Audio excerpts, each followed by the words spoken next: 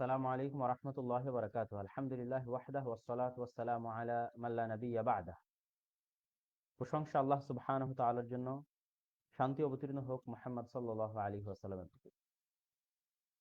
বর্তমান বাংলাদেশ তার ইতিহাসের এক ক্রান্তি লগ্নে এসে দাঁড়িয়েছে। দীর্ঘ ১৫ বছরের স্বৈর শাসনের বিদায়ের মাধ্যমে আজ ছাত্র জনতার বিপ্লবের যে আনন্দ, সেই আনন্দের মধ্যেও আমরা এমন কিছু সংবাদ শুনতে পাচ্ছি এবং এমন কিছু দৃশ্য দেখতে পাচ্ছি যা চরম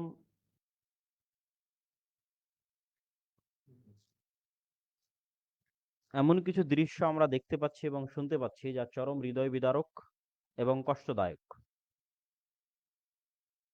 বিশেষ করে সমগ্র দেশে পুলিশ বাহিনীর অনুপস্থিতি এবং সেনাবাহিনীর নির্বিকার ভূমিকা এবং মানুষের উল্লসিত আনন্দে যেভাবে সমগ্র দেশের বিভিন্ন অঞ্চলে স্বাভাবিকতা বিঘ্নিত হয়েছে, জান ও মালের নিরাপত্তা বিঘ্নিত হয়েছে, তা বাংলাদেশের ভবিষ্যতের জন্য কখনোই কল্যাণকর নয়। আমি সকলকে, যারা আমার এই লাইভটি দেখছেন, দেশের প্রত্যেক মানুষকে, যারা বাংলাদেশকে ভালোবাসেন, প্রিয় দেশবাসীকে আমি উদাত্ত আহ্বান জানাতে চাই যে আমাদের নবী মুহাম্মদ সাল্লাল্লাহু আলাইহি ওয়াসাল্লাম তার চরম শত্রুদের প্রতিও ক্ষমা প্রদর্শন করেছেন। আমরা গত ১৫ বছর যে জুলুম অত্যাচার সহ্য করেছি, তার চেয়ে ভয়ঙ্কর জুলুম অত্যাচার সহ্য করার পরেও তিনি, মানুষ যখন তার বিজয় হয়েছে, তখন তিনি ক্ষমা সুন্দর দৃষ্টিতে দেখেছেন। ক্ষমা আল্লাহ সুবহানাহু ওয়া তাআলার গুণ, ক্ষমা নবীদের গুণ, ক্ষমা মুহাম্মদ সাল্লাল্লাহু আলাইহি ওয়াসাল্লামের গুণ। রাসূল সাল্লাল্লাহু আলাইহি ওয়াসাল্লাম বলেন, আল মুসলিমু মান সালিমা আল মুসলিমু মিন লিসানিহি ওয়া ইয়াদিহি। মুসলমান সেই যার হাত এবং যার মুখ থেকে অন্য মুসলমান নিরাপদ থাকে। যার হাত থেকে এবং যার মুখ থেকে অন্য মুসলিম নিরাপদ থাকে।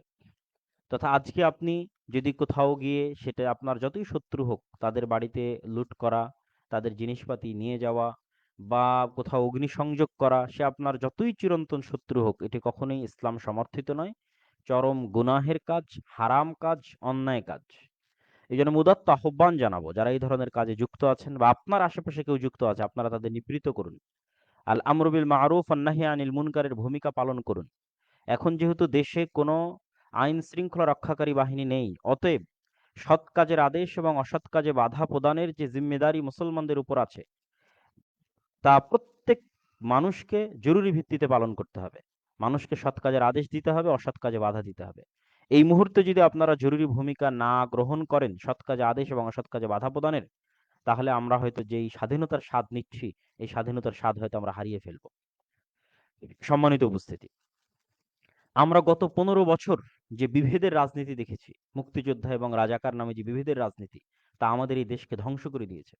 অভাবনীয় ক্ষতি এবং অপূরণীয় ক্ষতি করে দিয়েছে। আমরা আর বিভেদের রাজনীতি দেখতে চাই না। অতএব আমি উদাত্ত আহ্বান জানাবো, যারা বিজয়ী হয়েছেন, যারা আনন্দিত হয়েছেন, যারা উল্লসিত হয়েছেন, যারা গত ১৫ বছর মাজলুম হয়েছেন, তারা আল্লাহর সন্তুষ্টি অর্জনের জন্য ধৈর্য ধারণ করুন। বিভেদ করে প্রতিপক্ষের প্রতি প্রতিশোধ পরায়ণ হয়েন না। ইসলামের সবচেয়ে ভয়ঙ্কর এবং সবচেয়ে কঠিন হচ্ছে মানুষের জান এবং মাল। আপনার সকল গুনাহ ক্ষমা হয়ে যাবে, কিন্তু এই জান এবং মালের গুনাহ কিন্তু ক্ষমা হবে না। আল্লাহ সুবহানাহু ওয়া তাআলা অতি ন্যায়পরায়ণ, তিনি এটার বিচার করবেনই করবেন। অতএব এটা থেকে সর্বোচ্চ সতর্কতা অবলম্বন করুন। যারা এই দেশকে ভালোবাসেন, আমাদেরকে ভালোবাসেন, তারা আজ সৎ কাজের আদেশ এবং অসৎ কাজের ভূমিকা অবতীর্ণ হন। আপনার নিকটবর্তী যারাই এই ধরনের কাজে লিপ্ত হচ্ছে, তাদেরকে বাধা প্রদান করেন, তাদেরকে সৎ কাজের আদেশ দেন, অসৎ কাজে বাধা দেন। এবং দ্বিতীয় যে বিষয় নিয়ে সমগ্র দেশে প্রচুর আলোচনা হচ্ছে, সেটা হচ্ছে বিধর্মীদের উপাসনালয়। রাসূল সাল্লাল্লাহু আলাইহি ওয়াসাল্লাম বলেন, মান কাতালা মুআহাদান, মুসলমানদের সাথে চুক্তিবদ্ধ অবস্থায়, মুসলমান সরকারের নিরাপত্তা নিয়ে জিম্মি যারা দেশে বসবাস করে, মুসলিম দেশে বসবাস করে, এরকম যে কোনো বিধর্মী স্বাধীনভাবে তার ইবাদত এবং তার উপাসনা করার অধিকার পাবে। কেউ যদি কোনো মুসলিম রাষ্ট্রে বসবাসরত কোনো চুক্তিবদ্ধ কোনো জিম্মি অমুসলিমকে হত্যা করে, রাসূল সাল্লাল্লাহু আলাইহি ওয়াসাল্লাম বলেছেন, সে কখনোই জান্নাতের গন্ধ পর্যন্ত পাবে না। কি ভয়ঙ্কর, কি ভয়াবহ কথা! অতএব আমরা যদি মুসলিম হয়ে থাকি, আমরা যদি রাসূল সাল্লাল্লাহু আলাইহি ওয়াসাল্লামের প্রতি বিশ্বাস করে থাকি, পরকাল দিবসের প্রতি বিশ্বাস করে থাকি, তাহলে কোশ্চিনকালে আমরা কোনো মন্দিরে আঘাত করতে পারি না, কোনো হিন্দু বিধর্মী ভাইয়ের প্রতি আঘাত করতে পারি না। বরং এখানেও আপনাদের সৎ কাজের আদেশ এবং অসৎ কাজের ভূমিকা গ্রহণ করতে হবে। নিকটস্থ যেকোনো বিধর্মীদের উপাসনালয় সংরক্ষণের ব্যবস্থা করতে হবে। এবং আমরা নিজেরাও ইতিমধ্যে উদ্যোগ নিয়েছি আমাদের প্রতিষ্ঠানের পক্ষ থেকে। আমাদের যে ৩০০-র অধিক মসজিদ রয়েছে বা ৪-এর অধিক প্রতিষ্ঠান রয়েছে, সেগুলো থেকে আমরা দিক নির্দেশনা দিয়ে দিয়েছি, এবং যারা এই মুহূর্তে আমাদের লাইভ দেখছেন এবং যারা এই দেশকে ভালোবাসেন, বাংলাদেশকে ভালোবাসেন, তাদের প্রতি উদাত্ত আহ্বান থাকবে, এই ক্রান্তি লগ্নে দেশের এই যে শান্তি এবং শৃঙ্খলা ভেঙে পড়েছে, এই ক্রান্তি লগ্নে আপনারা নিজ নিজ দায়িত্বে নিজের পার্শ্ববর্তী অঞ্চলে সৎ কাজের আদেশ এবং অসৎ কাজে বাধা দেওয়ার উদ্যোগ গ্রহণ করুন এবং এই দেশকে রক্ষা করুন। তৃতীয় যে বিষয়টি আমি আপনাদের কাছে তুলে ধরতে চাচ্ছি, সেটি হচ্ছে ইসলামের দৃষ্টিতে ১ সেকেন্ডের জন্য নেতাবিহীন থাকা জায়েজ নয়। ১ সেকেন্ডের জন্য নেতাবিহীন থাকা ইসলামের দৃষ্টিতে হারাম। আমরা এখন ইতিমধ্যেই ২৪ ঘন্টার কাছাকাছি পার করে ফেলেছি, এই রাষ্ট্রের কোনো অভিভাবক এবং এই রাষ্ট্রের কোনো নেতা নেই। অতএব জরুরি ভিত্তিতে আমাদের ছাত্র ভাইয়েরা যে ব্যক্তিকেই তাদের নেতা হিসেবে ঘোষণা করুক না কেন, এই দেশের নেতা হিসেবে ঘোষণা করুক না কেন, আপাতত জরুরি ভিত্তিতে সেই দেশের শান্তি এবং শৃঙ্খলা রক্ষার জন্য, মানুষের জান এবং মালের হেফাজতের জন্য, আমাদের যদি তার সাথে ব্যক্তিগত কোনো সমস্যাও থেকে থাকে, ধর্মীয় কোনো সমস্যাও থেকে থাকে, তবে বৃহত্তর স্বার্থে, দেশ ও জাতির বৃহত্তর স্বার্থে জান ও মালের হেফাজতে আপাতত সেটি মেনে নেওয়াকে এবং তার প্রতি আনুগত্য প্রদর্শনকে সেনাবাহিনীর প্রতি, দেশের সেনাবাহিনীর প্রতি, দেশের যারা সরকারি দায়িত্বশীল আছে তাদের প্রতি এবং সাধারণ জনগণের প্রতি আমি উদাত্ত আহ্বান জানাচ্ছি। বিপ্লবী ছাত্র জনতা যারা আন্দোলনকে সফল করেছে, তারা যাকেই এই দেশের অস্থায়ী দায়িত্ব দেওয়ার প্রয়োজন মনে করছে, তার প্রতি দেশের সেনাবাহিনী এবং সাধারণ জনগণের অতি দ্রুত আনুগত্য প্রদর্শনের জন্য আমি উদাত্ত আহ্বান জানাচ্ছি। আজকের দিনের মধ্যে এই আনুগত্য প্রদর্শন যদি না হয়, তাহলে এই দেশের স্বাধীনতা, আমরা যে স্বাধীনতার উল্লাস করছি, এই স্বাধীনতা হয়তো আমরা যে কোনো মুহূর্তে হারিয়ে ফেলতে পারি। ইসলামের দৃষ্টিতে নেতাবিহীন, রাষ্ট্রীয় নেতাবিহীন ১ সেকেন্ড বসবাস হারাম এবং এই মৃত্যুকে জাহিলিয়াতের মৃত্যু বলা হয়েছে। অতএব জরুরি ভিত্তিতে আমাদের ছাত্র ভাইদের এবং ছাত্র জনতার এই সহযোগিতা করতে হবে আমাদেরকে, ইনশাআল্লাহ। এবং আমি এখানে আরেকটি বিষয় তুলে ধরতে চাই। আমরা গত ৫০ বছর পারিবারিক লেজুড় বৃত্তির রাজনীতি দেখেছি এই দেশে, দালালির রাজনীতি দেখেছি এই দেশে।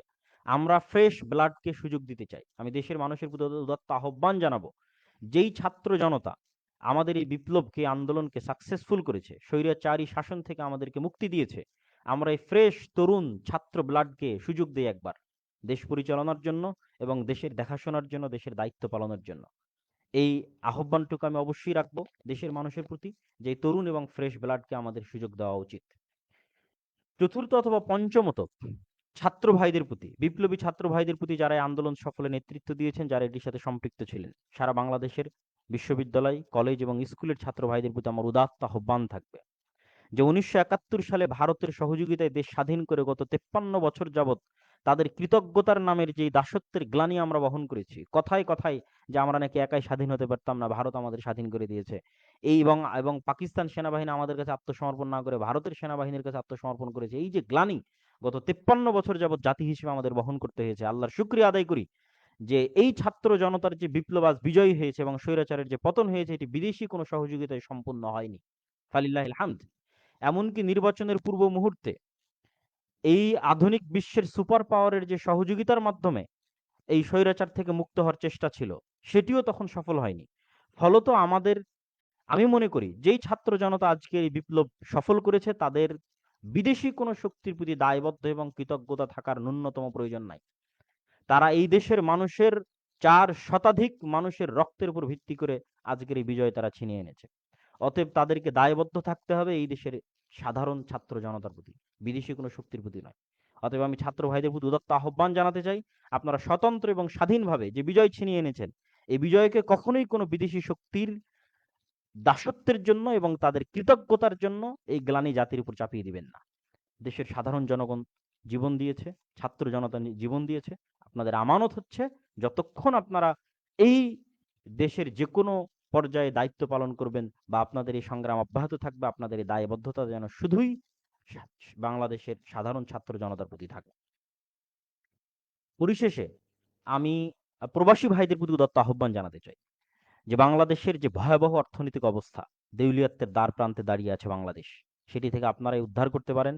যেহেতু নতুন সরকার গঠিত হতে যাচ্ছে, আশা করি অবশ্যই কল্যাণকর কিছু হবে।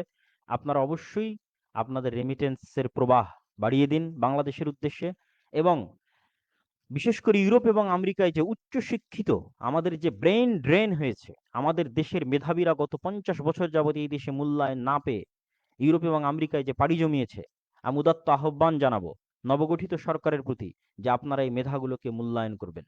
আর আমাদের দেশ থেকে যে মেধাবী সন্তানেরা বিদেশে চলে গেছে তাদের প্রতি উদাত্ত আহ্বান জানাবো, যদি আপনারা এই দেশের জন্য কাজ করার সুযোগ পান তাহলে অবশ্যই বিদেশের উন্নত জীবন ছেড়ে দিয়ে বাংলাদেশের এই মাতৃভূমির প্রতি ভালোবাসার টানে এই কাজ করার সুযোগ হয়তো বারবার আসবে না। আপনারা যার যে সেক্টরে মেধা আছে সেই মেধা নিয়ে বাংলাদেশের উন্নয়নের জন্য ঝাঁপিয়ে পড়ুন এবং ঝাঁপিয়ে পড়ার নিয়ত রাখুন।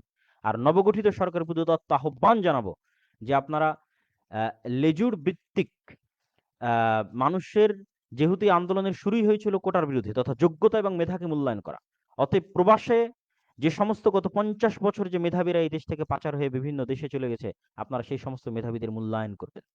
কোনো প্রকার বাস বিচার ছাড়া শুধুমাত্র মেধার ভিত্তিতে প্রবাসীদের আহ্বান জানাবেন যেন ইউরোপ এবং আমেরিকা থেকে আমাদের মেধাবী ছাত্র, মেধাবী শিক্ষক, মেধাবী গবেষক, মেধাবী টেকনিশিয়ান, মেধাবী ইঞ্জিনিয়ার সকলেই যেন এই দেশে সেই দেশের উন্নয়নের জন্য ঝাঁপিয়ে পড়ে এই দেশের উন্নয়নের জন্য কাজ করে। সম্মানিত উপস্থিতি, আজকের আমার এই বক্তব্যটা অতি জরুরি ভিত্তিতে কিছু দিক নির্দেশনা দেওয়ার জন্য ছিল। আমি যেটি গত পোস্টে আমি আপনাদের বলেছিলাম যে আমি অচিরেই ভবিষ্যৎ বাংলাদেশের রূপরেখার জন্য আমার মাথায় যে চিন্তা ভাবনা আছে সেটি লিখিত আকারে এবং ভিডিও বক্তব্য আকারে আপনাদেরকে দিব।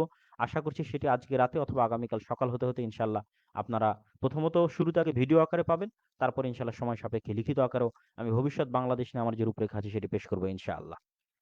তো সেই ভিডিওটি অবশ্যই দেখবেন। আর আজকে এই ইনস্ট্যান্ট সময় দেশে জাতির প্রতি যে সংক্ষিপ্ত আহ্বান জানালাম, প্রথমত প্রতিশোধ পরায়ণ না হওয়া, ক্ষমা করে দিন, অন্তর থেকে ক্ষমা করে দিন, আল্লাহর সন্তুষ্টির জন্য ক্ষমা করে দিন।